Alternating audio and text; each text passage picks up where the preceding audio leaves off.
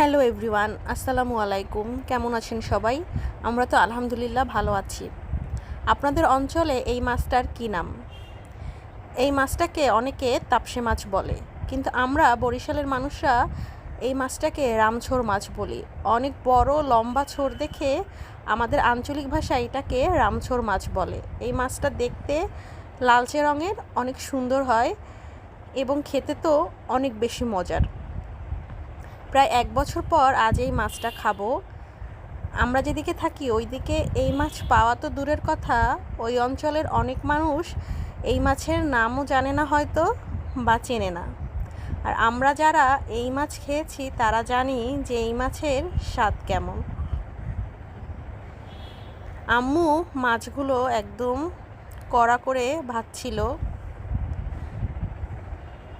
বাড়িতে আসার পর থেকে আম্মুই রান্না করছে। আমি রান্না করতে আসলে আব্বু আম্মু কেউই আমাকে রান্না করতে দিচ্ছে না।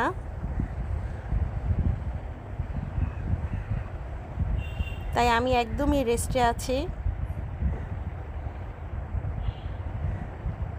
সবগুলো মাছ ভাজার পরে একটা মাছ একটু বেশি মচমচে করে ভেজে আম্মু আমাকে খেতে দিয়েছিল। অনেক ভালো লাগছিল খেতে, অনেক বেশি মজা হয়েছিল। এই মাছটা রান্না করতে একদমই কম সময় লাগে এবং কম মশলায় হয়ে যায়। এই মাছটা একটু নরম প্রজাতির, তাই ঝোলের জন্য খুব বেশি পানির প্রয়োজন হয় না। দেখতেই পাচ্ছেন একদম সামান্য পানি দিয়েছে ঝোলের জন্য। এই পানিতেই মাছটা রান্না করা হয়ে যাবে।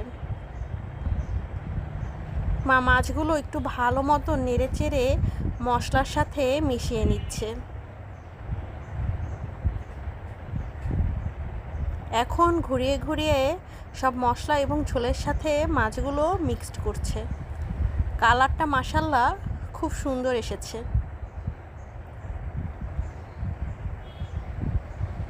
মাছ রান্নাটা শেষ। এটা হচ্ছে মাছের ফাইনাল লুক।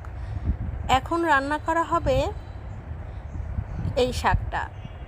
আমরা এটাকে হেলেঞ্চা শাক বলি। আপনারা কে কী বলেন এই শাকটাকে অবশ্যই কমেন্ট করে জানাবেন। কিন্তু এই শাকটা খেতেও অনেক বেশি মজার হয় এবং অনেক মাস পর এই শাকটা খাচ্ছি। আমার তো খুব প্রিয় একটা শাক।